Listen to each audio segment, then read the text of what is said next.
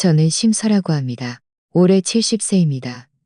제 인생은 마치 방직기에서 뽑아져 나온 가늘고 긴 실과 같아서 한쪽 끝은 전쟁으로 얼룩진 어린 시절과 이어져 있었고 다른 한쪽 끝은 오늘 마침내 부드럽고 따뜻한 생명체에 휘감겼습니다. 제 손자 하준이가 제 70번째 생일날 이 세상에 태어난 것입니다. 병원 분만실 박복도에는 소독약 냄새가 마치 보이지 않는 그물처럼 모든 소리를 걸러내어 비현실적으로 느껴졌습니다. 저는 낡은 푸른색 누비옷을 입고 차가운 긴 의자에 앉아 수십 년 된 습관대로 달아해진 천 조각을 두 손에 꼭 쥐고 있었습니다. 중요한 물건은 항상 몸에 지니고 있어야 마음이 편했습니다. 분만실 문이 삐걱 소리를 내며 열리고 간호사가 아기를 안고 나왔습니다. 직업적인 미소를 띤 얼굴로 축하드립니다. 3. 2kg 우양아예요. 라고 말하는 순간 저는 소독약 냄새의 그물에 세게 끌어올려져 구름 위로 던져지는 기분이었습니다. 저는 비틀거리며 일어섰고 거의 달려가다시피 다가갔습니다. 부드러운 아기 포대기 너머로 주름진 작은 얼굴이 보였습니다. 눈은 꼭 감고 있었지만 입은 끊임없이 쩍쩍거리며 마치 달콤한 꿈을 되새기는 듯했습니다. 간호사가 아이를 제 품에 안겨주었고 저는 팔을 조심스럽게 받쳐 안았습니다. 혹시라도 힘을 주어 이 연약한 아기를 부술까봐 조마조마했습니다. 할머니, 아기 단단히 안으세요.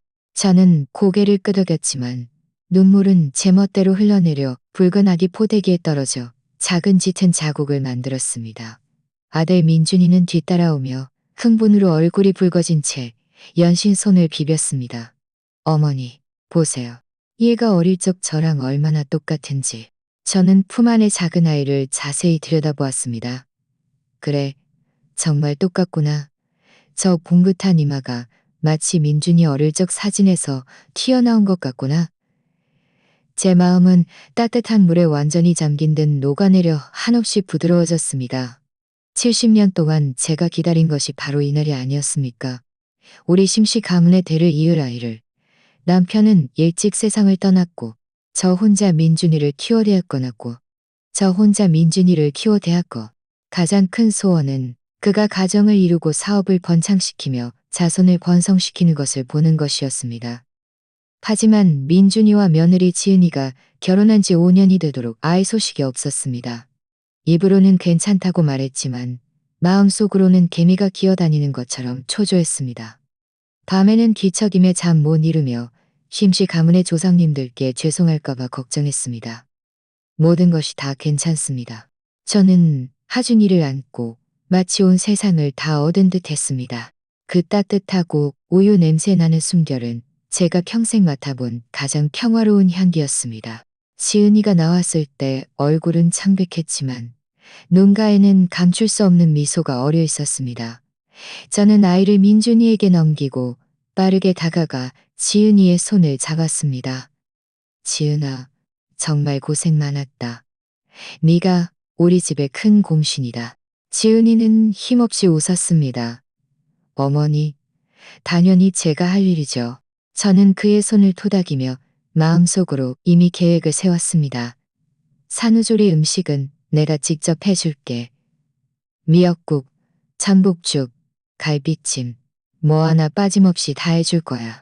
너를 토실토실하게 살찌워서 우리 손자 배불리 먹일 저지 충분하도록 해줄게. 집으로 돌아오자 30년 넘게 살았던 낡은 아파트가 이 새로운 생명의 탄생 덕분에 훨씬 밝아진 듯했습니다. 저는 쉴 틈도 없이 침대 밑에서 잠겨있던 낡은 나무 상자를 끌어냈습니다. 상자를 열자 퀴퀴한 나무와 종이 냄새가 확 풍겨왔습니다. 저는 조심스럽게 가장 밑바닥에서 붉은 천에 쌓인 것을 꺼냈습니다. 한 겹 한 겹 펼치자 가장자리 부분이 이미 달아해진 통장이 나왔습니다. 젊었을 때 방직 공장에서 일하며 이를 악물고 아꼈고 나중에 공장이 문을 닫자 파출부 일을 하며 한 푼, 두 푼 모았습니다. 재래시장 채소 상인들은 저를 다 알았습니다. 제가 항상 문 닫기 직전에 가장 싼 채소를 사러 가는 것을 알았으니까요. 저는 새 옷 한 벌 사 입을 돈도 아꼈고 고기 한 점 더 먹는 것도 아꼈습니다. 오직 민준이와 제 손자를 위해 돈을 모아두기 위해서였습니다. 저는 돋보기 안경을 쓰고 등불 아래에서 숫자를 꼼꼼히 세었습니다. 1억 원, 정확히 1억 원이었습니다. 이 돈은 제 마지막 노후 자금이었지만 이제는 더 좋은 곳에 쓰일 곳이 생겼다고 생각했습니다. 하준이가 태어났으니 앞으로 돈 쓸 곳이 많을 것입니다. 분유, 기저귀, 장난감, 나중에는 학교도 보내야 할 것입니다. 이 1억 원은 제가 할머니로서 줄 수 있는 첫 번째이자 가장 값쟁데 가장 값진 선물입니다. 이것은 그가 받기로 결정했습니다. 제 손자를 위한 가장 깊은 축복이었습니다. 저는 내일 아침 일찍 은행에 가서 이 돈은에 가서 일찍 은행에 가서 일찍 은행에 가서 일찍 은행에 가서 저는 통장을 다시 잘 싸서 베개 밑에 두었습니다. 그날 밤은 꿈 한 번 꾸지 않고 잤습니다. 꿈속에는 온통 민준이를 쏙 빼닮은 하준이의 작은 얼굴이 저를 보고 웃고 있었습니다. 다음 날은 맑은 날이었습니다. 겨울 햇살이 창문을 통해 들어와 바닥에 따뜻한 노란빛을 뿌렸습니다. 저는 일찍 일어나 잣죽을 끓이고 꼼꼼히 머리를 빗고 제가 생각하기에 가장 단정하다고 생각하는 짙은 푸른색 외투를 입었습니다. 은행으로 가는 길, 제 발걸음은 몇 배나 가벼웠습니다. 공원을 지나가다 노인들이 건강 체조를 하는 것을 보았는데 저는 그 음악마저도 평소보다 더 좋게 들리는 것 같았습니다. 그들은 저를 보고 웃으며 인사했습니다. 심여사님, 무슨 좋은 일 있으세요? 그렇게 기뻐하세요. 저는 허리를 곧게 펴고 얼굴에 웃음꽃이 활짝 피었습니다. 제가 할머니가 됐어요. 손자가 2kg이나 돼요. 아이고, 정말 경사네요. 축하드립니다. 축하드려요. 모두의 축하 속에서 저는 마치 승전한 장군이라도 된 듯 했습니다. 제 평생이 떳떳해지는 순간이었습니다. 은행 안에는 사람이 많지 않았고 에어컨은 시원하게 틀어져 있었습니다. 저는 번호표를 뽑고 대기석에 앉아 마음속으로 시뮬레이션을 해보았습니다. 이따가 은행원을 만나면 며느리에게 송금하려고 합니다라고 말할 것입니다. 그는 분명히 얼마나 보내실 건가요? 라고 물을 것입니다. 우리 손자를 위해서라면 뭐든지 아깝지 않아. 라고 물을 것입니다. 그는 분명히 놀랄 것입니다. 할머니가 이렇게 큰 돈을 7번 손님, 3번 창구로 오세요. 제 차례가 되었습니다. 저는 심호흡을 하고 창구로 가서 통장과 신분증을 내밀었습니다. 젊은 은행원 아가씨는 상냥한 미소를 지으며 말했습니다. 어머니, 안녕하세요. 어떤 업무를 보시겠어요? 안녕하세요, 아가씨. 송금하려고 합니다.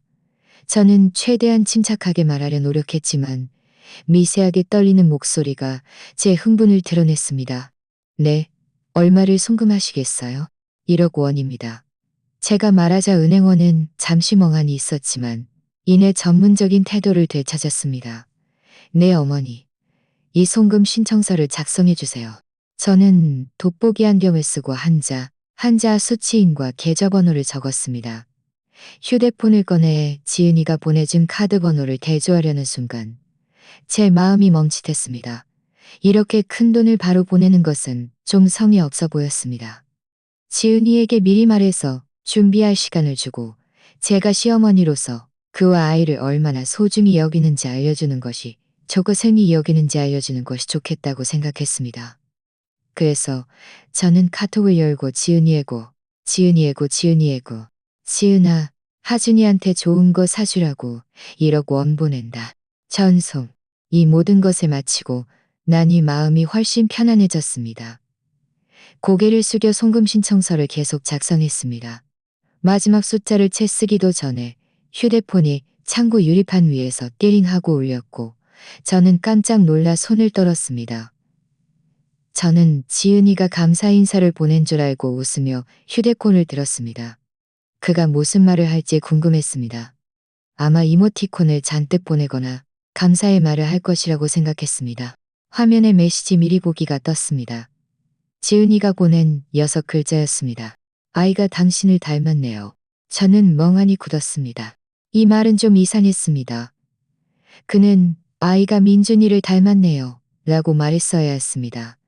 혹시 오타였을까요? 저는 의아해하며 대화창을 눌러 자세히 보려고 했습니다. 제가 누르는 순간 그 메시지는 한 줄기 연기처럼 제 눈앞에서 사라졌습니다. 화면에는 회색 작은 글씨 한 줄만 남아 있었습니다. 지은이가 메시지를 취소했습니다.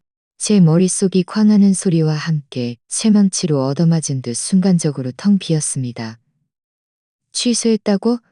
왜? 만약 오타였다면 다시 보내면 될 텐데 왜 취소했을까? 제 시선은 제어할 수 없이 지은이의 카톡 프로필 사진으로 향했습니다. 파란색 바람막이를 입은 남자가 산 정상에 서서 카메라를 등지고 두 팔을 벌려 먼 풍경을 안고 있는 모습이었습니다. 이 프로필 사진은 지은이가 2년 전에 바꾼 것이었습니다. 제가 그때 인터넷에서 아무거나 찾은 사진인데 예뻐서요라고 물어봤던 기억이 납니다. 그런데 방금 그 메시지. 아이가 당신을 닮았네요. 끔찍하고 터무니없는 생각이 차가운 총알처럼 순식간에 제 따뜻한 심장을 꿰뚫었습니다. 제 온몸의 피가 이 순간 모두 굳어버리는 듯 했습니다. 은행의 에어컨 바람이 제 모든 모공을 통해 몸속으로 파고들어 뼛속까지 시렸습니다. 은행원의 목소리가 유리창 너머로 들려왔습니다. 약간의 의아함이 섞여 있었습니다. 어머니, 괜찮으세요? 신청서는 다 작성하셨나요? 저는 고개를 들어 그의 젊고 걱정스러운 얼굴을 보았습니다. 입을 벌렸지만 아무 소리도 낼 수 없었습니다. 제 손은 떨렸고 휴대폰조차 제대로 쥐고 있을 수 없었습니다. 저는 취소된 메시지가 있는 대화창을 죽어라 노려보았습니다. 그 풍경 프로필 사진은 마치 끔찍한 얼굴의 남자로 변해 제 어리석음을 소리 없이 비웃는 것 같았습니다. 어머니, 몸이 안 좋으시면 옆에서 잠시 쉬세요. 은행원의 목소리는 더욱 걱정스러워졌습니다. 저는 심호흡을 했습니다. 그 차가운 공기가 폐 속으로 들어와 저를 질식시키는 듯했습니다.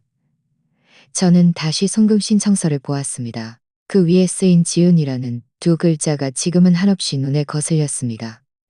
일형형, 검령형, 정령이라는 숫자는 거대한 조롱처럼 느껴졌습니다.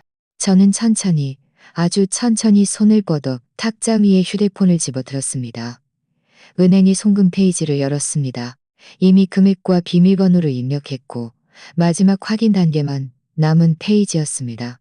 제 손가락은 송금 확인 버튼 위에서 30초 동안이나 멈춰 있었습니다. 그러고 나서 저는 온 힘을 다해 침착하게 한 글자 한 글자 옆에 있는 다른 옵션 취소를 눌렀습니다. 은행 문을 나서자 겨울 햇살이 눈을 찔렀습니다. 저는 마치 물속에서 허우적대는 악몽에서 막 깨어난 사람처럼 온몸의 기운이 빠져나갔고 발걸음조차 흔들렸습니다. 저는 집으로 가지 않고 정처 없이 거리를 걸었습니다. 머릿속에는 그 6글자와 남자의 풍경 프로필 사진이 반복해서 떠올랐습니다. 그것들은 마치 독한 벌레 2마리처럼 제 마음속을 파고들어 방금 세운 저의 천국을 갉아먹는 듯 했습니다. 주머니 속 휴대폰이 미친 듯이 진동하기 시작했습니다. 보지 않아도 누구인지 알 수 있었습니다. 저는 동네 공원 한 귀퉁이로 가서 아무도 없는 벤치에 앉았습니다. 그때서야 휴대폰을 꺼냈습니다. 화면에는 민준이와 지은이에게서 온 수십 통의 부재중 전화가 찍혀 있었습니다. 제가 잠금 해제를 하자마자 민준이의 전화가 다시 걸려왔습니다. 어머니, 왜 그러세요? 돈은 왜 안 보내셨어요? 지은이가 어머니가 계좌번호 물어봤다고 해서 저희 다 기다리고 있었는데. 아들의 목소리에는 약간의 짜증과 함께 마치 제가 돈을 빌린 채권자라도 되는 양 따지는 듯한 기색이 섞여 있었습니다. 제 마음은 더욱 차가워졌습니다. 저는 헛기침을 하고 최대한 평소처럼 약간의 피로감과 미안함이 섞인 목소리로 말했습니다. 민준아, 엄마가 오늘 좀 몸이 안 좋아서 머리가 어지러웠어. 은행에서 잘못 눌러서 취소했단다. 잘못 눌렀다고요. 어머니, 이런 걸 다 잘못 누르세요? 혹시 주기 싫으신 거 아니에요? 그의 목소리가 갑자기 높아졌습니다. 저는 눈을 감았습니다. 어지럼증이 밀려오는 듯 했습니다. 주기 싫다고. 그래, 주기 싫다. 하지만 그렇게 말할 수는 없었습니다. 설마 그럴 리가? 엄마가 그냥 나이가 들어서 손이 마음대로 안 움직였어. 너희들 너무 조급해하지 마. 엄마가 며칠 쉬고 몸 좀 괜찮아지면 다시 가서 보내줄게. 저는 가장 온화한 말투로 가장 시간을 끄는 말을 했습니다. 전화 너머로 시끄러운 소리가 들렸고 지은이가 전화를 뺏어간 듯 했습니다. 그의 목소리는 울먹이는 듯 했고 한없이 억울해 보였습니다. 어머니, 저한테 불만이 있으신 거예요? 아이 낳는 건 제 본분인 거 아는데 굳이 저한테 상금을 주실 필요는 없어요. 주기 싫으시면 그냥 솔직히 말씀하세요. 저랑 민준이 마음이 아파요. 아, 정말 명연기였습니다. 만약 그 취소된 메시지가 없었다면 저는 정말로 마음 아파하고 자책하며 당장 은행으로 달려가 돈을 보냈을 것입니다. 하지만 지금은 역겨움만 느껴졌습니다. 지은아, 너무 앞서 나가지 마. 제 목소리가 차갑게 가라앉았습니다. 엄마가 몸이 안 좋다고 했잖니. 너희들이 효도하고 싶으면 엄마 며칠 편히 쉬게 해줘. 말을 마치자마자 그들이 더 이상 말할 틈도 주지 않고 전화를 끊었습니다. 세상은 마침내 조용해졌습니다. 저는 벤치에 앉아 멀지 않은 곳에서 아이들이 즐겁게 뛰어노는 것을 보았습니다. 비둘기들은 한가롭게 바닥을 거닐었습니다. 하지만 이 모든 아름다움은 저와는 아무 상관이 없었습니다. 제 세상은 1시간도 안 되는 사이에 무너져 내렸습니다. 저는 얼마나 앉아 있었는지 모릅니다.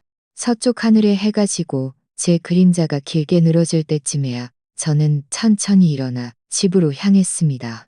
집 문을 열자 익숙한 집 냄새가 풍겨왔습니다.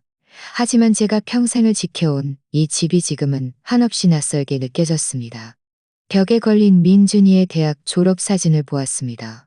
사진 속 그는 너무나 밝고 순수하게 웃고 있었습니다. 그는 저의 자랑이었고 제 삶의 모든 의미였습니다. 하지만 지금 만약 그 일이 사실이라면 그는 무엇일까요? 속아 넘어간 바보일까요? 저는 부엌으로 들어가 국수 한 그릇을 끓여 먹었습니다. 오늘은 제 생일이었습니다. 병원에서 아들과 며느리의 보살핌을 받으며 그들이 사온 케이크를 먹고 단란한 시간을 즐겨야 마땅했습니다. 하지만 지금 저는 맹물 같은 잔치국수 한 그릇뿐이었습니다.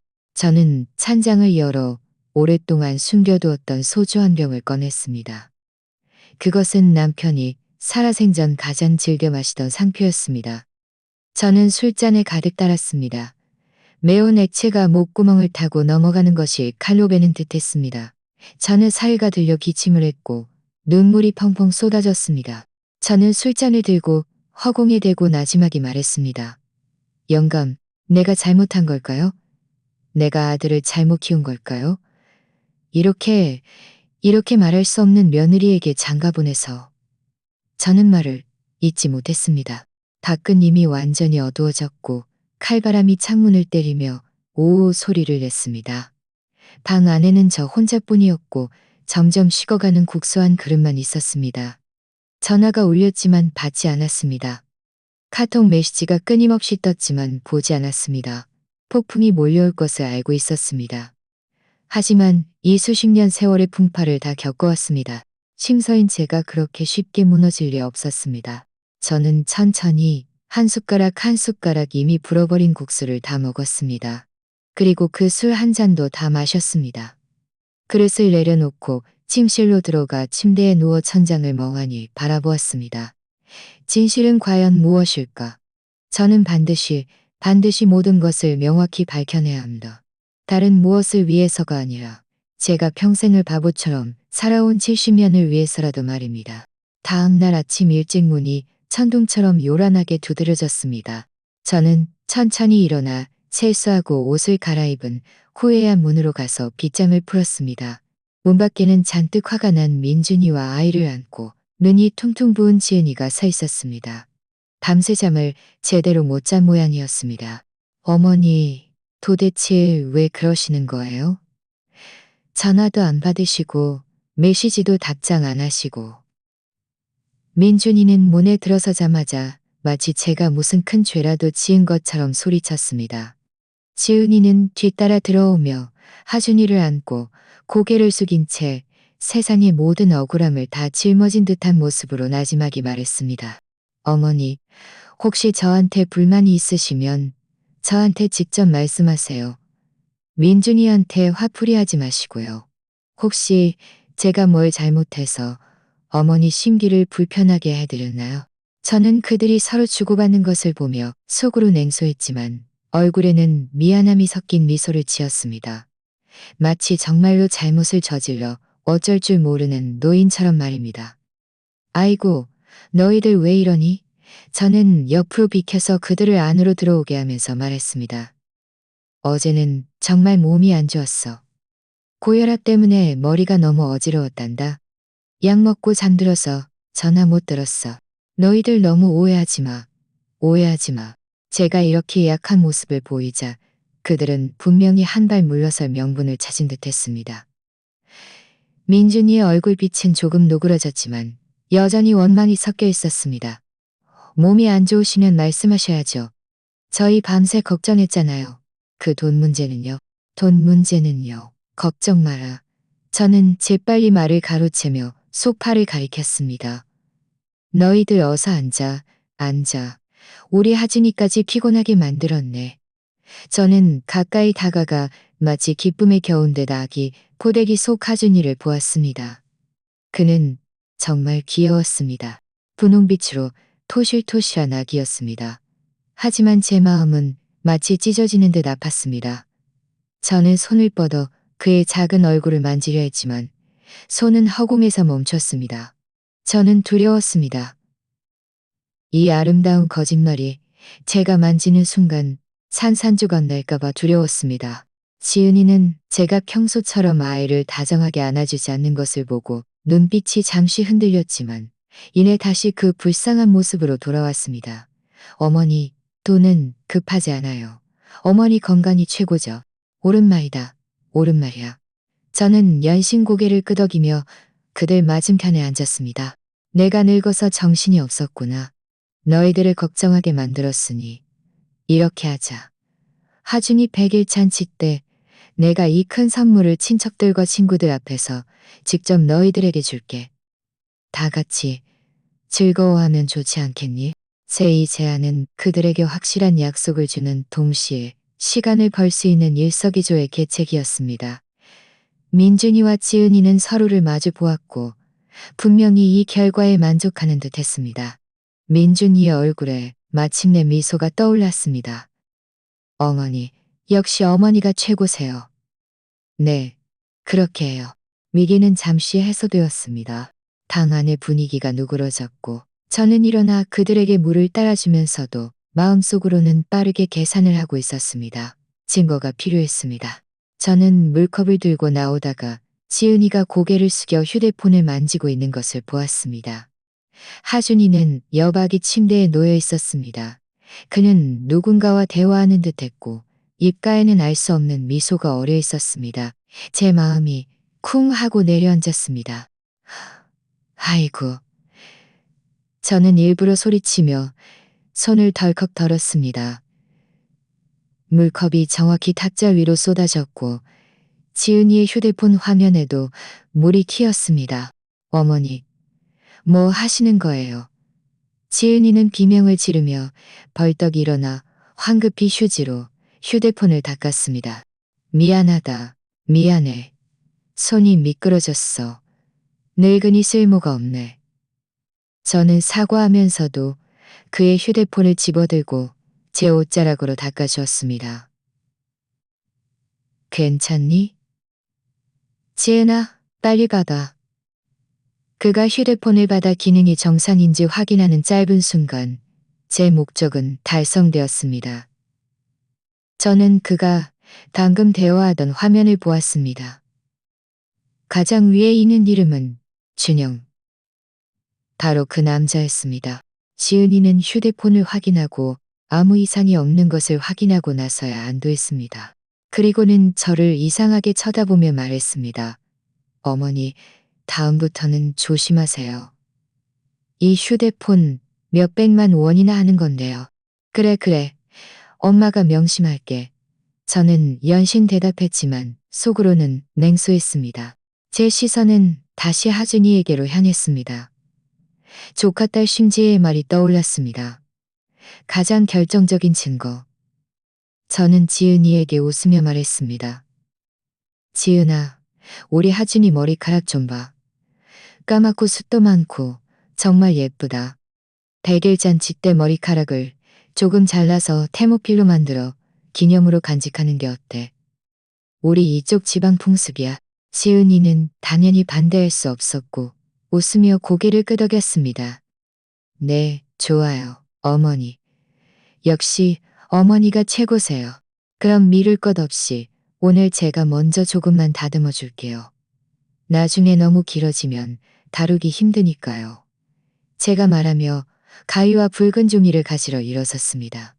지은이와 민준이는 아무 생각 없이 제가 평범한 노인들의 손자 사랑을 표현하는 것이라고 여겼습니다. 저는 붉은 종이로 가위를 싸서 하준이의 뒤통수에서 가장 숱이 많은 머리카락 한 줌을 조심스럽게 잘라냈습니다. 다른 붉은 종이로 그 몇 가닥의 부드러운 테모를 정중하게 싸서 제 주머니에 넣었습니다. 이 모든 것을 마치자 제 심장이 격렬하게 뛰는 것을 느꼈습니다. 첫 번째 샘플을 손에 넣었습니다. 아들과 며느리를 보내고 저는 즉시 문을 잠그고 문 뒤에 기대어 길게 한숨을 쉬었습니다. 손바닥에는 식은땀이 가득했습니다. 저는 테모가 쌓인 붉은 종이를 손바닥에 올려놓았습니다. 천냥의 무게처럼 느껴졌습니다. 이것만으로는 부족합니다. 비교를 위해 민준이의 샘플도 필요합니다. 어떻게 해야 그의 의심을 사지 않고 얻을 수 있을까? 저는 소파에 앉아 머리를 빠르게 굴렸습니다. 대놓고 요구하는 것은 분명히 안 될 것입니다. 지혜롭게 얻어내야 합니다. 한참을 생각한 끝에 좋은 생각이 떠올랐습니다. 저녁에 저는 민준이에게 전화했습니다. 민준아, 내일 시간 되니? 집으로 좀 와라. 엄마. 또 뭐 때문에요? 돈 문제는 100일 잔치 때 주기로 했잖아요? 그의 목소리에는 짜증이 섞여 있었습니다. 돈 문제 아니야. 저는 마음속에 화를 누르고 온화하게 말했습니다. 네 아빠가 남겨준 그 옛날 책들 서재에 계속 쌓여 있었잖니? 며칠 전에 집 정리하다가 좀 눅눅해진 것 같아서 네가 와서 좀 옮겨서 말려줘. 그건 네 아빠의 보물인데 그냥 망가지게 둘 순 없잖아. 세상을 떠난 그의 아버지를 들먹이는 것은 저의 비장의 무기였습니다. 민준이는 저에게는 그렇게 살갑지 않았지만 아버지에게는 약간의 경외심과 애정이 남아 있었습니다. 과연 전화 너머의 그는 잠시 침묵하더니 말했습니다. 알겠어요. 내일 오후에 갈게요. 전화를 끊고 저는 벽에 걸린 남편의 흑백 사진을 보며 마음속으로 중얼거렸습니다. 영감, 당신이 나를 도와줘. 우리 심씨 가문을 도와줘. 다음 날 오후 민준이는 정시에 도착했습니다. 저는 이미 서재에 있던 책 상자 몇 개를 거실 한가운데로 옮겨 놓았습니다. 그가 문에 들어서자마자 이 광경을 보고 미간을 찌푸렸습니다. 엄마, 혼자 이걸 다 옮기셨어요? 무거운데 허리 다치면 어쩌려고요? 괜찮아. 엄마 아직 그 정도로 늙지 않았어. 저는 웃으며 미리 타놓은 국화차 한 잔을 건넸습니다. 먼저 물 한 모금 마셔. 고맙습니다. 날씨가 꽤 덥네요. 민준이는 물을 마시며 자신이 어릴 적 자랐던 이 집을 둘러보았습니다. 약간 상념에 잠긴 듯 했습니다. 오랜만에 왔는데 거의 변한 게 없네요. 집이 뭐 어디로 변하겠니? 저는 그의 맞은편에 앉아 그를 보았습니다. 이 아이는 제가 10달 동안 품고 힘들게 키운 아들입니다. 이 모든 것이 그저 악몽이기를 얼마나 바랐는지 모릅니다. 됐어요. 감산이 젖지 말고 어서 옮겨요. 저 이따가 지은이랑 아이 보러 가야 해요. 그는 차잔을 내려놓고 일어섰습니다. 급할 거 없어. 저는 베란다를 가리켰습니다. 먼저 저 군잘한 화분 몇 개를 밖으로 옮겨줘. 얘들도 햇볕 좀 쬐게 해야지. 그 군잘한 화분들은 제가 수년간 애지중지 키운 것이었습니다. 화분은 크고 무거웠습니다. 민준이는 별 생각 없이 다가가 허리를 굽혀 그중 한 화분을 온 힘을 다해 들어 올렸습니다. 그가 몸을 돌리는 순간 저는 때를 노려 발을 헛디뎌 그에게로 쓰러졌습니다. 아이고, 저는 비명을 질렀습니다. 엄마. 민준이는 제가 부딪히자 균형을 잃었고 손에 들고 있던 화분이 쿵 하는 소리와 함께 바닥에 떨어져 여러 조각으로 부서졌습니다. 흙과 식물의 뿌리가 바닥에 흩어졌습니다. 괜찮으세요? 그는 화분은 신경 쓸 틈도 없이 저를 긴급하게 부축했습니다. 괜찮아, 괜찮아. 저는 허리를 잡고 아주 아픈 척했습니다. 그냥 삐끗한 것 같아. 제가 어머니 혼자 물건 옮기지 말라고 했잖아요. 그는 불평하면서도 저를 부축하여 소파에 앉혔습니다. 어머니는 앉아서 움직이지 마세요. 제가 치울게요. 제 계획은 절반 성공했습니다. 그는 허둥지둥 바닥에 어지러운 것들을 치웠습니다. 저는 그의 뒷모습을 보며 만감이 교차했습니다. 그가 바닥에 깨진 화분 조각과 흙을 모두 쓸어 담아 버리러 가려고 할 때 제가 그를 불렀습니다. 민준아, 네 바지 좀 봐. 온통 흙푸성이네. 저는 그의 바지 끝을 가리켰습니다. 그는 고개를 숙여보더니 과연 짙은 색 양복 바지에 축축한 흙이 잔뜩 묻어 초라해 보였습니다. 괜찮아요. 집에 가서 빨면 돼요. 그게 무슨 소리야? 그 꼴로 어떻게 지은이를 만나러 가니? 저는 일어나 절뚝거리며 침실로 가서 그가 예전에 집에 두고 간 낡은 운동복 바지 한 벌을 꺼냈습니다. 빨리 가서 갈아입어. 그 바지는 내가 깨끗하게 빨아서 가려줄 테니 다음에 올 때 찾아가. 제 말투는 거절할 수 없는 아들에 대한 어머니의 사랑으로 가득 차 있었습니다. 민준이는 잠시 망설이다가 결국 바지를 받아들었습니다. 네, 그럼 그럴게요. 엄마, 너무 힘쓰지 마시고 제가 직접 할게요. 내가 빨아주는 게 뭐 어떻다고? 어릴 때부턴 이 옷은 다 내가 빨아줬는데. 제가 그를 쏘아보자 그는 더 이상 아무 말도 하지 않고 바지를 들고 화장실로 들어갔습니다. 그가 바지를 갈아입고 나와서 흙 묻은 양복 바지를 저에게 건넬 때 제 심장이 목구멍까지 뛰었습니다. 저는 아무렇지 않은 척 말했습니다. 됐어. 어서 돌아가 봐. 여기는 내가 천천히 치울게. 민준이를 보내고 저는 즉시 문을 잠그고 화장실로 달려갔습니다. 그 바지를 등불 아래에 놓고 꼼꼼히 한 치 한 치 찾아보았습니다. 마침내 바지 안쪽 주머니, 솔기에서 눈에 띄지 않는 머리카락 두 가닥을 발견했습니다. 저는 핀셋으로 조심스럽게 그것들을 집어 미리 준비해둔 투명 비닐봉지에 넣었습니다. 이 모든 것을 마치자 저는 차가운 벽에 기대어 앉았습니다. 온몸의 기운이 다 빠져나간 듯했습니다. 두 가지 샘플을 모두 확보했습니다. 이제 저에게는 절대적으로 믿을 수 있는 조력자가 필요합니다. 저는 조카 딸 심지혜에게 전화했습니다. 그는 제 오빠의 딸인데 어릴 때부터 똑하고 야무져서 명문대 법대에 진학했고 지금은 시에서 유명한 변호사입니다. 무엇보다 제가 키우다시피 했기에 믿을 수 있었습니다. 여보세요, 고모. 전화 너머에서 심지혜의 맑고 야무진 목소리가 들려왔습니다. 지혜야, 바쁜데 방해한 거 아니지? 아니에요, 고모. 말씀하세요. 혹시 무슨 일 있으세요? 그는 항상 이렇게 예리했습니다. 저는 잠시 침묵했습니다. 어떻게 말을 시작해야 할지 몰랐습니다. 이것은 결국 가족의 수치였습니다. 고모, 말씀하세요. 혹시 민준이 오빠 일 때문에 그러세요? 저는 한숨을 쉬고 더 이상 숨기지 않기로 결정했지만 여전히 조심스러웠습니다. 지혜야, 고모가 너한테 부탁할 게 있어. 고모가 친자 확인 검사를 해보고 싶어. 전화 너머는 순간 조용해졌습니다. 몇 초가 지난 후에야 칭지혜의 목소리가 다시 들려왔습니다. 목소리는 진지해졌습니다. 고모, 자세히 말씀해 주세요. 누구와 누구를 검사하시려는 거예요? 민준이하고 하준이. 저는 이 몇 글자를 말하는데 평생의 힘을 다 쓴 듯했습니다. 알겠습니다. 심지에는 이유를 묻지 않고 한마디만 했습니다. 고모, 샘플 준비해두세요. 제가 내일 믿을 만한 사람을 보낼게요. 나머지는 저한테 맡기시고 걱정하지 마세요. 아무에게도 알리지 마시고요.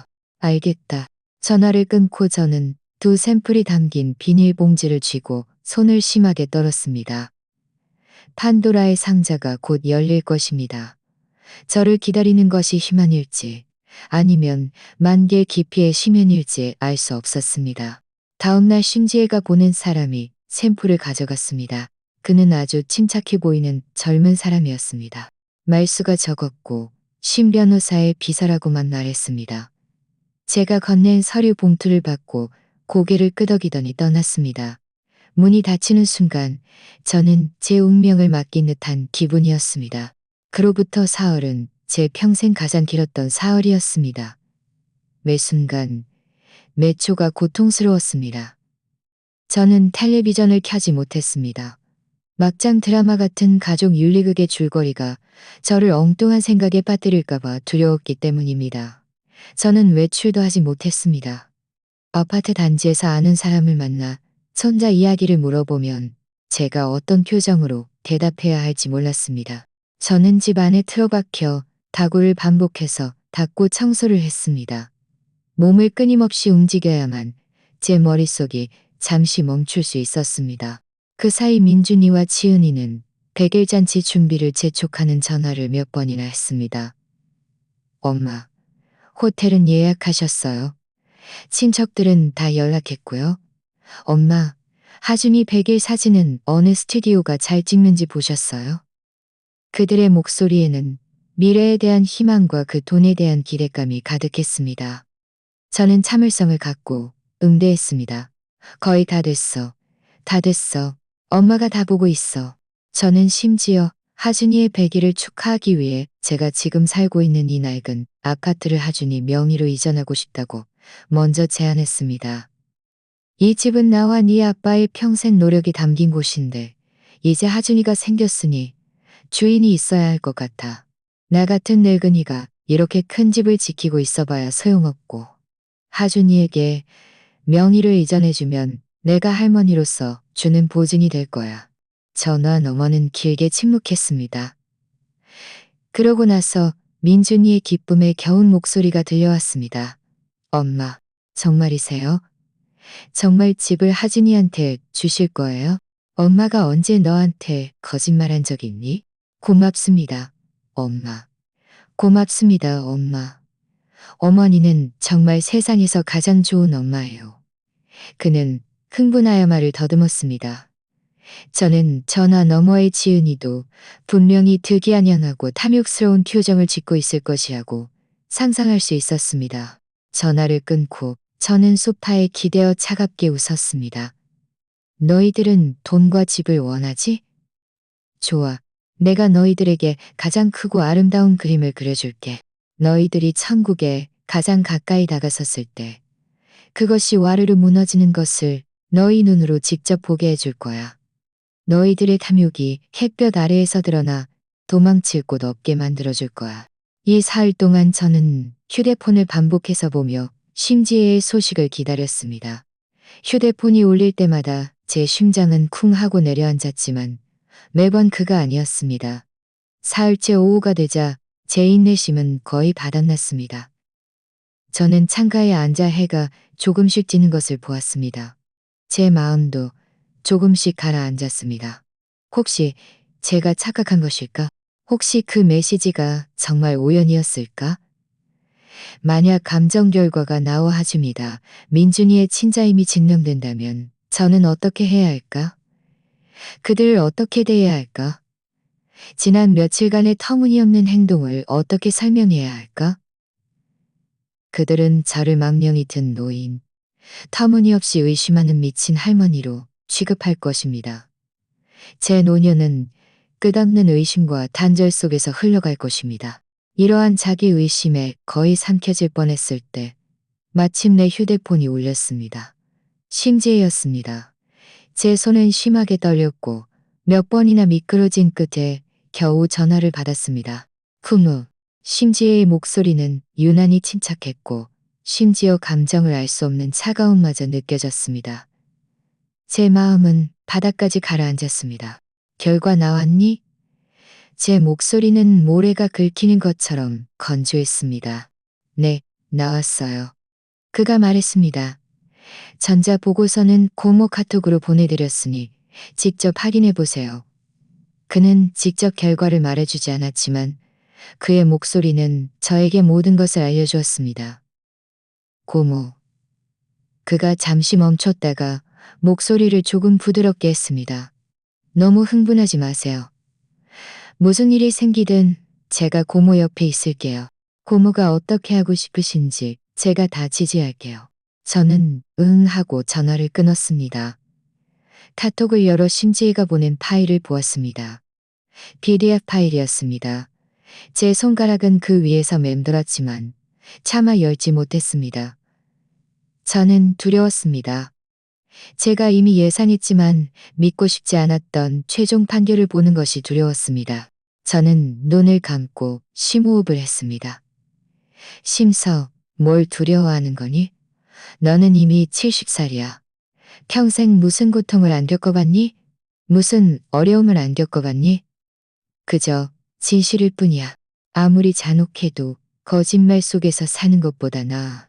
저는 눈을 뜨자 눈빛이 단호해졌습니다. 그러고 나서 온 힘을 다해 그 파일을 열었습니다. 보고서 페이지는 아주 느리게 로딩되었습니다. 매 순간이 한 색이 같았습니다. 저는 화면 상단의 파란색 로딩바를 죽어라 노려보았습니다. 심장이 가슴속에서 격렬하게 뛰었고 갈비뼈를 뚫고 나올 것 같았습니다. 마침내 화면이 완전히 표시되었습니다. 그것은 엄격한 형식의 법의학 감정 보고서였습니다. 처음에는 복잡한 전문 용어와 샘플 정보가 있었는데 저는 이해할 수도 없었고 볼 겨를도 없었습니다. 저는 떨리는 손가락으로 화면을 아래로 내렸습니다.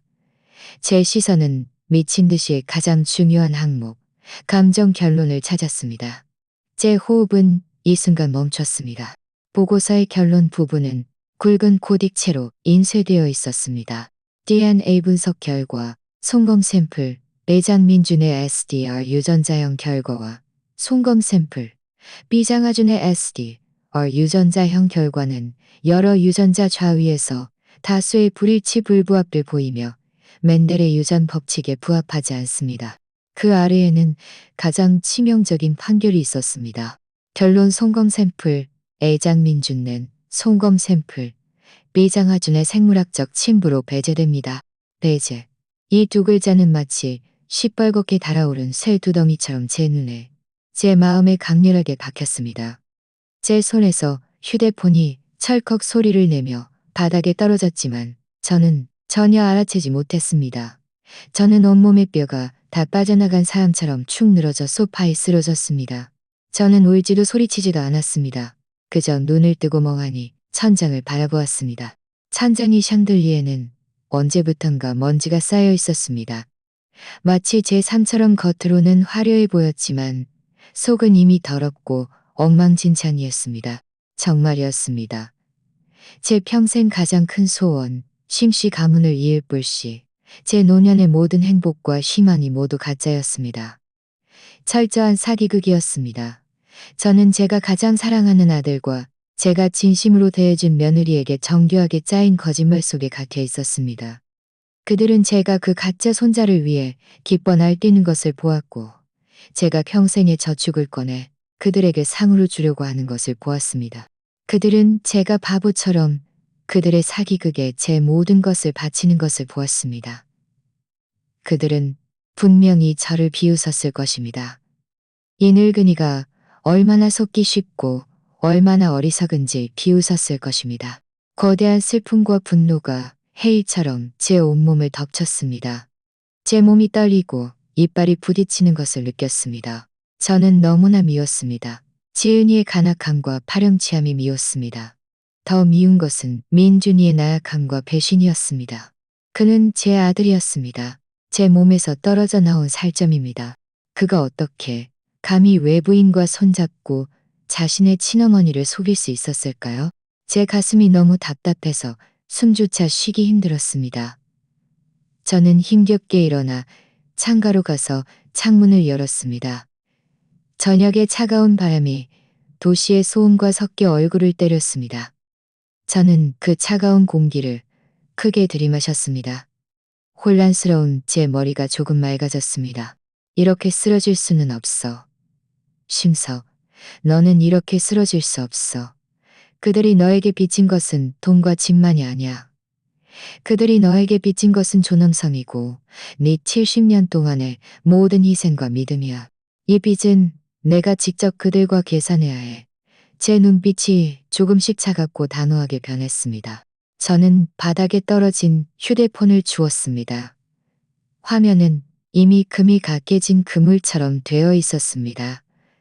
저는 민준이에게 전화했습니다. 여보세요, 엄마. 민준아. 제 목소리는 너무나 평온해서 저 자신도 놀랄 정도였습니다. 너랑 지은이 그리고 네 장인어른 장모님까지 내일 오전 다 나한테 와라. 네? 왜요, 엄마? 그렇게 거창하게요? 신명이 이전 문제 산의하려고. 제가 말했습니다. 이렇게 큰일은 양가 어른들이 다 참석해서 증인이 되어야지. 겸사겸사 백일잔치 세부 사항도 정하고. 네, 문제 없어요. 민준이의 목소리에는 감출 수 없는 광적인 기쁨이 묻어 있었습니다. 엄마, 걱정 마세요. 저희 내일 꼭 제 시간에 갈게요. 저는 전화를 끊고 창밖으로 점점 불이 켜지는 도시의 불빛을 보았습니다. 제 입가에는 차가운 미소가 걸렸습니다. 내일이 바로 너희들의 심판의 날이다. 다음 날 오전 9시 초인종이 정시에 울렸습니다. 제가 문을 열자 문 밖에는 웃음꽃이 활짝 핀 네 사람이 서 있었습니다. 아들 민준이, 며느리 지은이, 그리고 그의 부모님. 엄마. 민준이와 지은이가 한 목소리로 불렀습니다. 마치 며칠 전에 불화는 없었던 것처럼 친근하게 말입니다. 지은이의 어머니, 제가 결혼식 때 몇 번밖에 보지 못했던 사돈어른은 제 손을 잡고 입이 귀에 걸리도록 웃었습니다. 아이고, 사돈어른, 정말 아이를 사랑하시네요. 우리 지은이가 사돈댁에 시집 온 것이 정말 전생의 복을 쌓은 거예요. 네, 맞아요. 이제 우리는 한 가족이니 자주 왕래해야죠. 그의 아버지가 옆에서 맞장구 쳤습니다. 하지만 그의 눈빛은 끊임없이 집안의 가구를 살피고 있었습니다. 그 계산적이고 탐욕스러운 마음이 숨김없이 드러났습니다. 저는 웃으며 그들을 안으로 맞아들였습니다. 차를 대접하고 모를 따라주며 한없이 친절하게 대했습니다. 어서 앉으세요. 다들 어서 앉으세요. 오늘 여러분을 부른 것은 이를 확정 지으려고요. 괜히 밤이 길어지면 꿈이 많아지니까요. 저는 상석에 앉아 그들이 제 앞에서 가식적인 가족 윤리극을 펼치는 것을 보았습니다. 거실은 화기애애한 분위기였습니다. 민준이와 지은이는 나란히 앉아 품 안의 하준이를 끊임없이 놀아주었습니다. 지은이의 부모님은 미래의 행복한 삶을 이야기하고 있었습니다. 진명에 이전되면 저희도 이사와서 같이 살아야겠어요. 아이도 돌봐주고 사돈어른이 말했습니다. 맞아요. 그때 이 낡은 집을 새로 리모델링하면 분명 새 집처럼 될 거예요. 사돈어른의 아버지가 말했습니다. 엄마, 걱정 마세요. 앞으로 저희가 어머니께 잘 효도할게요. 민준이가 맹세하듯 말했습니다. 저는 미소 지으며 그들의 계획과 약속을 한마디 한마디 들었습니다.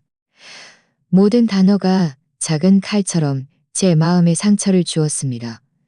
저는 찻잔을 들고 떠다니는 차씨풀 살짝 부었습니다. 그리고 말했습니다. 집 문제는 급할 거 없고요. 오늘은 제가 여러분에게 뭘 좀 보여드리고 싶어서요. 모두의 시선이 저에게 집중되었습니다. 그들은 제가 부동산 등기부 등본을 꺼낼 것이라고 생각했습니다. 저는 찻잔을 내려놓고 천천히 일어서서 텔레비전 앞으로 갔습니다. 저는 데이터 케이블을 꺼내 제 액정이 깨진 휴대폰을 텔레비전에 연결했습니다. 엄마, 뭐 하시는 거예요? 민준이가 의아해하며 물었습니다. 걱정 마, 곧 알게 될 거야. 저는 휴대폰의 미러링 기능을 켰습니다. 다음 순간 제 휴대폰 화면, 내용이 50인치 텔레비전 대형 화면에 선명하게 나타났습니다. 저는 그 PDF 파일을 열었습니다. 그 친자 확인 검사 보고서가 다시 제 눈앞에 나타났습니다. 거실은 순간 조용해졌습니다. 모두들 목을 길게 빼고 텔레비전 화면에 나타난 그들이 이해할 수 없는 도표와 글자들을 호기심 어린 눈으로 보았습니다. 지은이의 얼굴빛은 문서, 제목의 몇 글자를 보는 순간 미세하게 변했습니다. 저는 그를 무시하고 휴대폰 화면을 천천히, 아주 천천히 아래로 내렸습니다. 저는 일부러 속도를 늦춰 그 보이지 않는 압력이 거실 전체를 조금씩 뒤덮도록 했습니다. 마침내 화면은 가장 중요한 페이지에 멈췄습니다. 감정 결론. 그 굵은 고딕체 한 줄이 거대한 텔레비전 화면에 눈에 띄게 나타났습니다. 결론, 송검 샘플, A장 민준은 송검 샘플, B 장하준의 생물학적 친부로 배제됩니다. 시간이 이 순간 멈춘 듯 했습니다. 거실에는 바늘 떨어지는 소리조차 들릴 듯 했습니다. 처음 몇 초 동안은 죽은 듯한 침묵이 흘렀습니다. 모두들 마치 일시정지 버튼이 눌린 것처럼 이전 자세를 유지한 채 미동도 하지 않았습니다. 그들의 얼굴에는 여전히 기대와 호기심 어린 표정이 굳어 있었습니다. 그러고 나서 그 가짜 평화는 유리처럼 산산조각나기 시작했습니다. 가장 먼저 반응한 것은 지은이의 어머니였습니다. 그는 돋보기 안경을 벗었다가 다시 쓰고 텔레비전 화면으로 다가가 한 글자 한 글자 읽었습니다. 얼굴에는 믿을 수 없다는 표정이 가득했습니다. 배제? 생물학적 친부? 네. 이게 무슨 뜻이에요?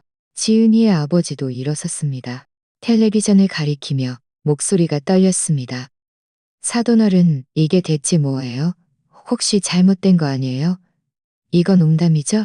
그리고 제 착한 며느리 지은이. 그의 얼굴은 순식간에 창백해져 핏기 하나 없었습니다. 그가 아이를 안고 있는 손이 제어할 수 없이 떨리기 시작했습니다. 제 시선은 그들을 넘어 제 아들 장민준의 얼굴로 향했습니다. 그의 표정은 더욱 가관이었습니다. 충격, 당황, 공포, 그리고 약간의 안도감. 저는 차갑게 그를 보며 한 글자 한 글자 물었습니다. 민준아, 이제 나에게 설명해줘야 하지 않니? 제 목소리는 크지 않았지만 모든 사람의 심장에 무거운 망치처럼 울려 퍼졌습니다. 저는 몰라요. 엄마, 이게 뭐예요? 이거 가짜죠? 분명 누가 저희를 함정에 빠뜨린 거예요. 민준이는 말을 더듬으며 변명했지만 눈빛은 저를 피하며 감히 저를 쳐다보지 못했습니다. 함정? 저는 냉소하며 시선을 이미 흔들리는 지은이에게로 돌렸습니다. 지은아, 너는 어떻게 생각하니? 이것도 함정일까? 지은이의 입술은 떨렸고 한마디도 할 수 없었습니다. 품 안의 하준이는 마치 엄마의 불안감을 느낀 듯 와항하고 크게 울기 시작했습니다. 이 울음소리는 경보음처럼 들려왔고 모든 상황을 완전히 통제불능으로 만들었습니다. 이 파렴치한 계집애. 지은이의 어머니는 정신을 차리자마자 가장 먼저 무너져 내렸습니다. 그는 달려가 지은이의 머리채를 잡고 좌우로 뺨을 때렸습니다. 내가 어떻게 너 같은 망신스러운 것을 낳았을까? 이 아이는 누구 아이야? 빨리 말해. 누구 아이냐고. 사돈어른, 사돈어른. 말로 해요. 때리지 마세요. 지은이의 아버지는 자신의 아내를 말리면서도 안절부절 못하며 땀을 뻘뻘 흘렸습니다. 아빠, 때리지 마세요. 민준이도 달려가 그들을 떼어놓으려 했습니다. 거실은 울음소리, 욕설, 아이의 울음소리가 뒤섞여 아수라장이 되었습니다. 저는 이 소란스러운 광경을 냉담하게 지켜보았습니다. 마음속에는 아무런 동요도 없었습니다. 저는 텔레비전 앞으로 가서 리모컨을 들고 음량 버튼을 눌렀습니다. 텔레비전 소리를 최대로 키웠습니다. 안에서는 경극이 상영되고 있었는데 그 높고 우렁찬 노랫소리가 모든 소음을 덮어버렸습니다. 그러고 나서 저는 소파로 돌아와 앉아 이미 식어버린 차 한 잔을 천천히 마셨습니다. 마치 눈앞의 모든 일이 저와는 아무 상관없는 일인 것처럼 말입니다. 제 침착함은 혼란스러운 상황을 점차 진정시켰습니다. 그들은 모두 멈춰 섰습니다. 헉헉거리며 저를 보았습니다. 마치 저의 최종 선고를 기다리는 것처럼 말입니다.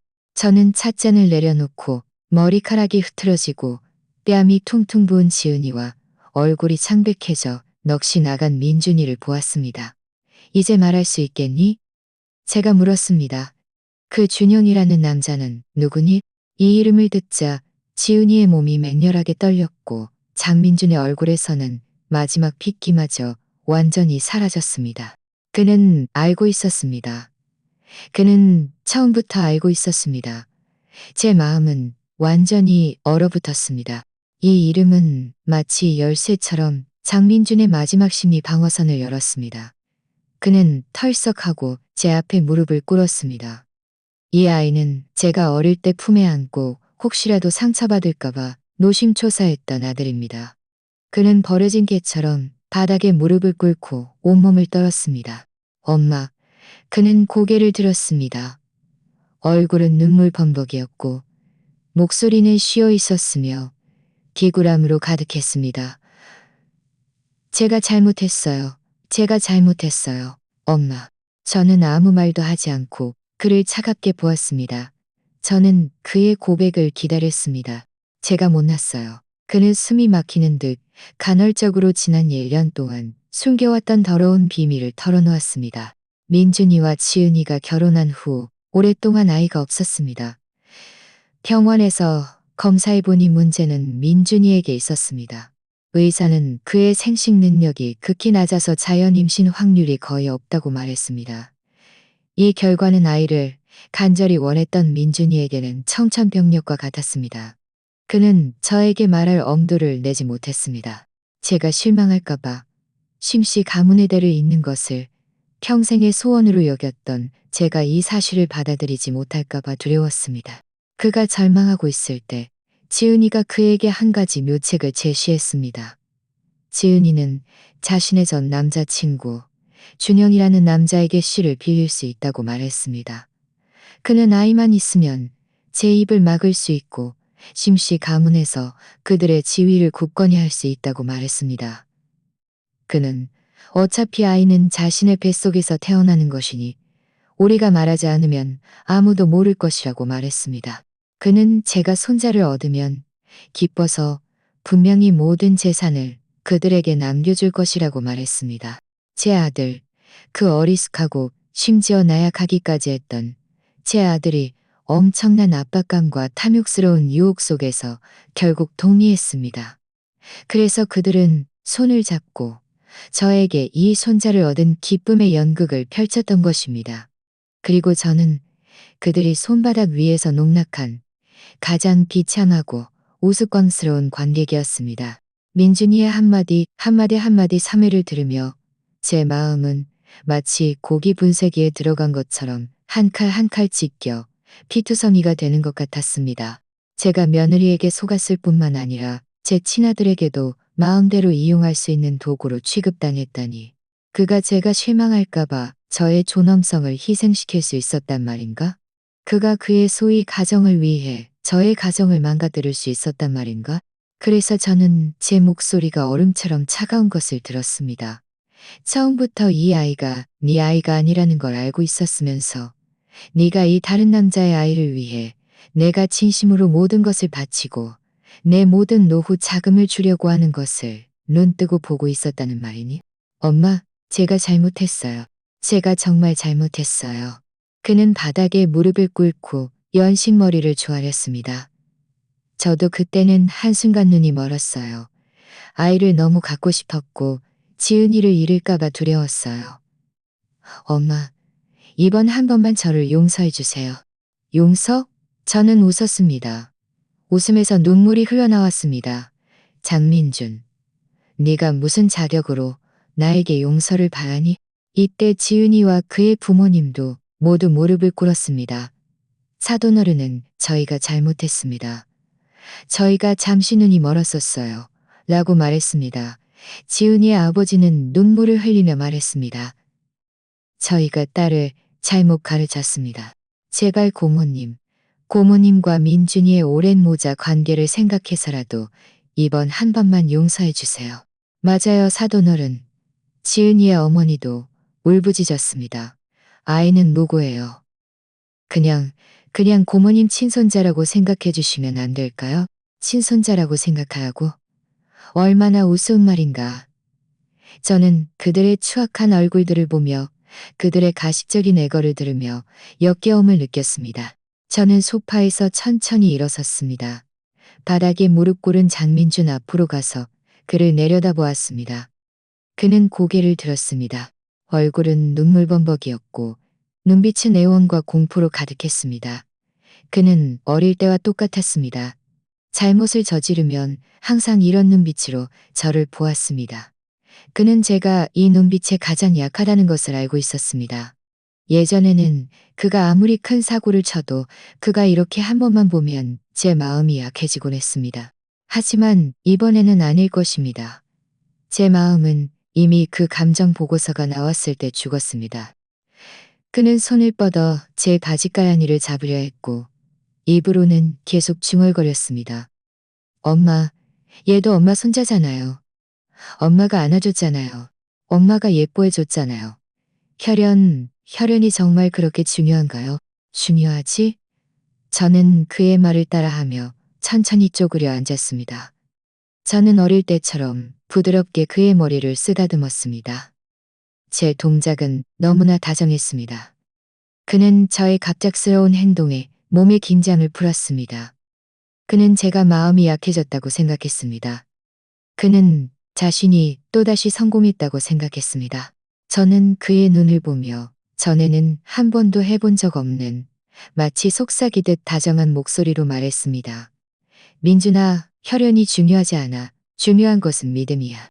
네가 외부인과 손잡고 나를 속이기로 결정한 그 순간부터 제 목소리가 잠시 멈췄습니다. 모든 단어가 얼음 틈새에서 억지로 짜내듯 나왔습니다. 너는 더 이상 내 아들이 아니야. 말을 마치자 저는 손을 거두었습니다. 그의 눈빛은 순간 굳어졌습니다. 방금 타올랐던 작은 희망의 불꽃은 완전히 꺼져버리고 끝없는 절망으로 변했습니다. 저는 천천히 일어서서 바닥에 무릎 꿇은 이 가족을 내려다보았습니다. 그러고 나서 손을 들어 대문을 가리켰습니다. 제 목소리는 크지 않았지만 모든 사람의 귀에 또렷하게 들렸습니다. 지금 당장 네 가족과 네 아이를 데리고 내 집에서 나가. 마지막 이 한 글자는 제가 온 힘을 다해 외친 것이었습니다. 온 집이 제 고함 소리에 한번 흔들리는 듯했습니다. 지은이는 와앙 하고 바닥에 주저앉아 크게 울기 시작했습니다. 그의 부모님도 넋이 나간 듯 창백한 얼굴로 더 이상 애원하는 말을 한마디도 할 수 없었습니다. 오직 장민준만이 미친 사람처럼 기어와 제 다리를 붙잡았습니다. 엄마, 안 돼요. 저를 버리시면 안 돼요. 제가 잘못했어요. 저를 때리세요. 저를 욕하세요. 제발 저를 쫓아내지 마세요. 그는 아이처럼 울었고 콧물과 눈물로 얼굴이 범벅이 되었습니다. 저는 움직이지 않았고 그를 다시 보지도 않았습니다. 그저 차갑게 그가 저를 꽉 잡은 손가락을 하나하나 떼어냈습니다. 그러고 나서 휴대폰을 꺼내 조카딸 심지혜가 미리 알려준 전화번호로 전화를 걸었습니다. 여보세요? 경비실이죠? 저희 집에 제가 모르는 사람들이 와 있는데 와서 처리 좀 해주세요. 경비원들은 빠르게 왔습니다. 제복을 입은 젊은 경비원 2명은 집 안의 이 광경을 보고 잠시 멍하니 있었습니다. 이 사람들입니다. 저는 바닥의 사람들을 가리키며 무표정하게 말했습니다. 저는 이 사람들을 모릅니다. 이 사람들을 내보내주세요. 엄마, 저는 민준이에요. 저는 엄마 아들이에요. 장민주는 마지막까지 발버둥 쳤습니다. 이 아주머니, 저기. 경비원들은 난감해했습니다. 저는 서랍에서 제 주민등록등본과 등기부 등본을 꺼내 탁자 위에 탁 하고 놓았습니다. 이 집은 제 명의입니다. 이 주민등록등본에는 지금 저 혼자만 등재되어 있습니다. 이 사람들은 무단 침입입니다. 제 단호함은 모든 사람에게 공포를 안겨주었습니다. 경비원들의 개입으로 이 소란스러운 광경은 마침내 끝을 맺었습니다. 지은이의 부모님이 가장 먼저 저항을 포기했습니다. 그들은 비틀거리는 지은이의 어머니를 부축하고 경비원들과 함께 나갔습니다. 지은이는 아이를 안고 넋이 나간 채 뒤따라갔습니다. 떠나기 전 그는 저를 돌아보았고 그의 눈빛에는 원망이 가득했습니다. 마지막은 장민준이었습니다. 그는 두 경비원에게 양쪽에서 붙들려 끌려가면서도 끊임없이 뒤돌아보며 소리쳤습니다. 정말 이렇게 매정할 수 있어요? 엄마. 저는 대답하지 않았습니다. 그저 거실 한가운데 서서 그들이 쓰레기처럼 제 집, 제 인생에서 치워지는 것을 보았습니다. 문이 쾅 하고 닫혔습니다. 세상은 마침내 조용해졌습니다. 방 안은 엉망진창이었습니다. 탁자 위에 물자국, 바닥에 발자국, 공기 중에는 여전히 그들의 다툼과 울음소리 냄새가 남아 있었습니다. 저는 창가로 가서 커튼을 걷었습니다. 햇살이 아무런 방해 없이 쏟아져 들어와 공기 중에 떠다니는 먼지를 비추었습니다. 저는 창밖에 제가 직접 심은 플라타너스 나무를 보았습니다. 잎사귀는 이미 다 떨어지고 앙상한 가지만 차가운 바람 속에서 하늘을 향해 뻗어 있었습니다. 수십 년의 기억이 영화처럼 제 머릿속을 스쳐 지나갔습니다. 민준이가 태어났을 때의 우렁찬 울음소리, 그가 처음 아장아장 걷다가 제 품에 넘어지던 모습, 책가방을 메고 처음 초등학교고, 책가방을 메고 처음 초등학교가 제 품에 넘어지던 모습, 책가방을 메고 처음 초등학교 교문으로 들어가면서 걔가 그를 기차역까지 배웅하고, 걔가 그를 기차역까지 배웅하고, 기차역까지 배웅하고, 이 모든 순간들이 제 삶에서 가장 소중한 보물들이었습니다. 하지만 이제 이 보물들은 모두 독이 묻은 칼이 되어 제 심장을 갈기갈기 찢어놓았습니다. 저는 울 줄 알았습니다. 모든 상처받은 어머니들처럼 통곡하며 발을 동동 구르고 죽고 싶을 만큼 고통스러워할 줄 알았습니다. 하지만 저는 울지 않았습니다. 눈물 한 방울 흘리지 않았습니다. 저는 그저 그곳에 서 있었습니다. 조용히 서 있었습니다. 그러고 나서 저는 길게, 아주 길게 한숨을 쉬었습니다. 그 한숨은 제가 70년 동안 가슴속에 쌓아두었던 모든 억울함, 모든 불만, 모든 속박을 토해냈습니다. 제 몸이 그 어느 때보다 가벼워지는 것을 느꼈습니다. 마치 천근의 짐을 내려놓은 듯했습니다. 저는 문으로 가서 전화를 들었습니다. 여보세요. 열쇠 수리공이죠? 기사님 한 분 보내주세요. 열쇠 수리공이 돌아간 후 저는 손에 쥐어진 새롭고 차가운 금속 냄새가 나는 열쇠를 보며 전에 없던 평온함을 느꼈습니다. 이 집은 오늘부터 정말로 저만의 것이 되었습니다. 다음날 조카 딸 심지혜가 찾아왔습니다. 그는 문에 들어서자마자 저를 꼭 안아주었습니다. 고모, 고생 많으셨어요. 그의 따뜻한 품에 안기자 지난 며칠간 팽팽했던 제 신경이 마침내 풀렸습니다. 제 눈가가 뜨거워졌지만 결국 눈물은 흘러내리지 않았습니다. 심지에는 저와 함께 모든 후속 법적 절차를 처리했습니다. 저는 그 친자 확인 검사 보고서를 증거로 제출하여 법적 절차를 통해 제가 그 부부에게 증여했던 모든 재산을 공식적으로 회수했습니다. 여기에는 자동차 선수금과 그동안 꾸준히 지급했던 각종 생활비가 포함되었습니다. 부양 관계에 대해서는 심지혜가 저를 위해 합의서를 작성했습니다. 장민주는 제 아들로서 여전히 저를 부양할 법적 의무를 지지만 매달 송금하는 방식으로 이해내야 하며 저의 허락 없이는 제 집에 발을 들여놓을 수 없게 했습니다. 장민준 쪽에서는 아무런 저항도 하지 않았습니다. 아니, 어쩌면 그는 이미 저와 흥정할 자격도 얼굴도 없었을 것입니다. 모든 것이 깔끔하게 처리되었습니다. 다음은 이 집을 정리하는 것이었습니다. 저는 민준이가 어릴 때부터 살던 방문을 열었습니다. 방 안은 그가 떠날 때의 모습 그대로였습니다. 책상 위에는 그의 대학 시절 사진이 놓여 있었고 옷장에는 이제는 맞지 않는 교복이 걸려 있었습니다. 이 모든 것이 한때는 저의 자랑이었지만 이제는 비웃음만 남았습니다. 저는 큰 종이 상자 몇 개를 가져와 무표정하게 그가 이 집에 남겨둔 모든 물건을 하나하나 포장했습니다. 그의 책, 그의 상장, 그의 축구화, 그가 저에게 처음 준 어머니의 날 선물인 삐뚤빼뚤한 찰흙 인형. 저는 그것들을 제가 한때 소중히 여겼던 대학 졸업 사진과 함께 상자 바닥에 넣었습니다. 그러고 나서 거실, 부엌, 베란다, 그 부부와 관련된 모든 것을 저는 놓치지 않았습니다.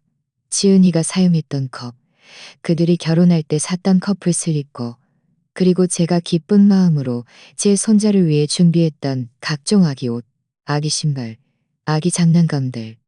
저는 그것들을 거실 한가운데에 작은 산처럼 쌓아 놓았습니다. 그리고 그 가짜 손자를 보며 하나씩 정리할 때마다 저는 그 물건들을 거실 한결을 보며 하나씩 정리할 때마다 제 마음이 한결 가벼워지는 것을 느꼈습니다. 마치 성대한 고비를 느꼈습니다. 마지막으로 저는 용달차를 불러 이 모든 물건을 장민준이 새들어 사는 곳으로 운반하게 했습니다. 저는 종이 한 장, 시로라기 하나도 남기지 않았습니다. 마지막 상자가 문 밖으로 옮겨지고 문이 다시 닫히자 저는 순간적으로 텅 비었지만 한없이 상쾌해진 이 집을 둘러보았습니다. 저는 베란다로 가서 창문을 열었습니다. 겨울 햇살이 따뜻하게 제 얼굴을 비추었습니다. 저는 눈을 감고 심호흡을 했습니다. 공기 중에는 그들이 남긴 냄새가 사라지고 오직 햇살과 자유의 향기만이 가득했습니다. 심사인 저는 70세의 아들도 손자도 없이 홀로 남았지만 오히려 마음은 넓고 자유로웠습니다. 집이 비워진 후 처음 며칠은 확실히 익숙지 않았습니다. 너무 조용했습니다. 벽시계가 움직이는 똑딱 소리와 제 심장이 뛰는 소리가 선명하게 들릴 정도로 조용했습니다. 예전 같으면 이맘때쯤 저는 부엌에서 민준이네에게 무슨 맛있는 것을 해줄까 고민하며 바쁘게 움직이거나 제 어린 손자에게 어떤 새 물건을 사줄까 계산하고 있었을 것입니다. 제 삶은 마치 팽이 같아서 그들이 보이지 않는 마치 팽이 같아서 그들이 보이지 않는 채찍으로 이제 채찍이 사라지자 팽이도 멈췄습니다. 저는 갑자기 제가 엄청난 시간을 갖게 되었다는 것을 깨달았습니다. 저는 이 시간을 무엇에 써야 할지 몰랐습니다. 한두 번은 고독과 막막함이 밀물처럼 저를 덮쳤지만 저는 이내 그 감정들을 떨쳐냈습니다. 심서 누구에게 울어 보이려고? 누구에게 나약한 모습을 보이려고? 이 세상에 더 이상 너를 안쓰럽게 여길 사람은 없어. 너 자신 외에는. 저는 저 자신을 위해 살기 시작했습니다. 침대 밑에서 먼지 쌓인 나무 상자를 꺼냈습니다. 그 안에는 제 젊은 시절에서의 도구 세트가 들어 있었습니다. 저는 어릴 때부터 글씨 쓰고 그림 그리는 것을 좋아했지만 나중에 생활과 가정을 위해 이 취미를 너무 오랫동안 묻어두었습니다. 저는 화선지를 책상에 깔고 붓을 눌러 고정했습니다. 그리고 먹을 깔기 시작했습니다. 익숙한 먹 냄새가 순식간에 저를 소녀 시절로 데려갔습니다. 저는 약간 뻣뻣했고 조금 떨렸지만 붓끝이 종이에 닿는 순간 오랫동안 잊고 지냈던 평온함과 기쁨이 제 마음속에서 천천히 피어올랐습니다. 항온의 반격. 그날부터 저는 새로운 생활 계획을 세웠습니다.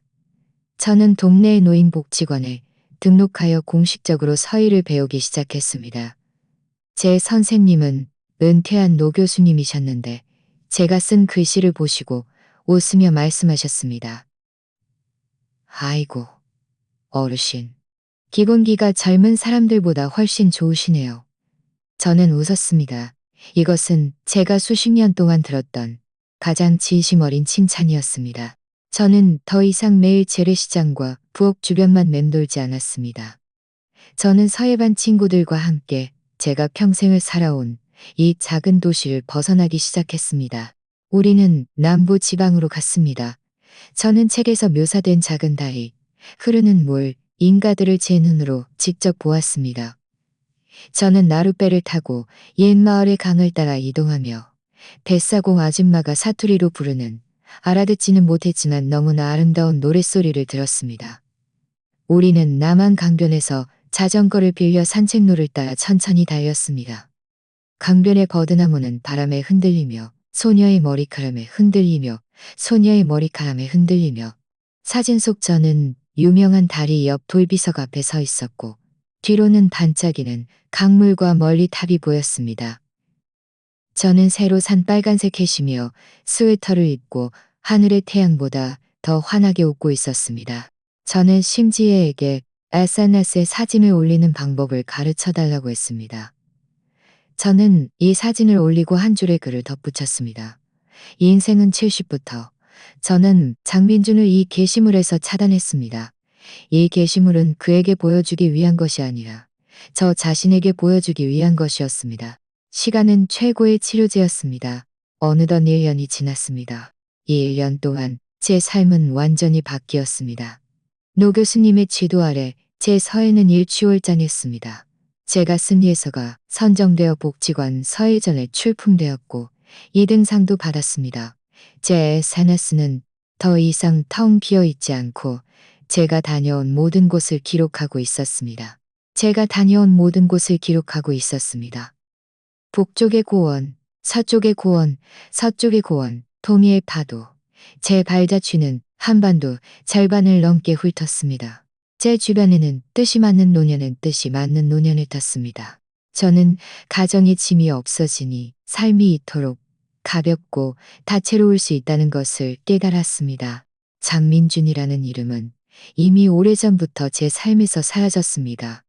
저는 그와 지은이가 제가 그들을 쫓아낸 후 얼마 지나지 않아 이혼했다는 소식을 들었습니다. 아이는 당연히 지은이에게 넘어갔고 준영이라는 남자는 책임을 지려 하지 않아 지은이는 아이를 혼자 키우며 아주 힘들게 살고 있다고 합니다. 그리고 장민주는 직장도 잃고 가정도 잃어 가장 싼 달동네에 혼자 새들어 살며 비참하게 지내고 있다고 합니다. 이 모든 소식은 심지혜가 저에게 알려준 것입니다. 저는 듣고 나서 마음속에 아무런 동요도 없었습니다. 그것은 그 자신이 선택한 길이었습니다. 모든 결과는 그 자신이 감당해야 할 것입니다.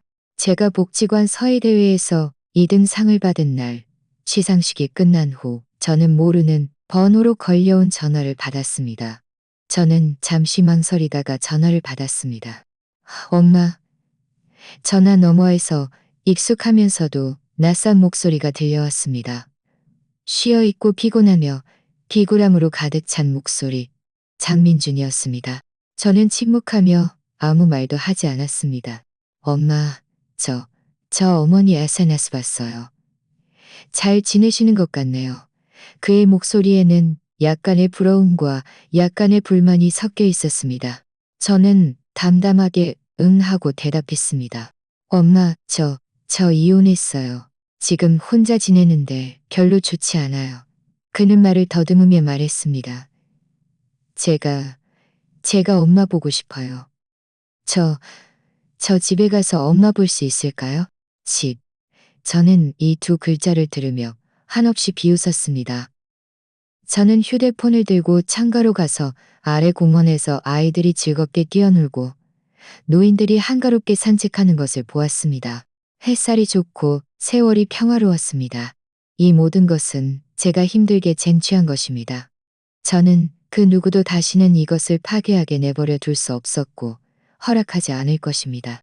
저는 전화에 대고 침착하게 또렷하게 저의 마지막 대답을 말했습니다. 여기는 네 집이 아니라 내 집이야. 너는 이미 성인이니 네 인생은 네가 책임져. 말을 마치자마자 그가 더 이상 아무 말도 할 틈도 주지 않고 전화를 끊었습니다. 그러고 나서 저는 그의 번호를 차단 목록에 추가했습니다. 이번 이야기는 여기까지입니다. 제가 10,000명 구독자 목표를 달성하는데 몇 번째로 도움을 주시는 분이 될까요? 지금 바로 구독해주세요. 채널의 성장을 함께 지켜봐 주시길 진심으로 초대하며 제 이야기가 여러분에게 깨달음을 주기를 바랍니다. 다음 회에 또 만나요.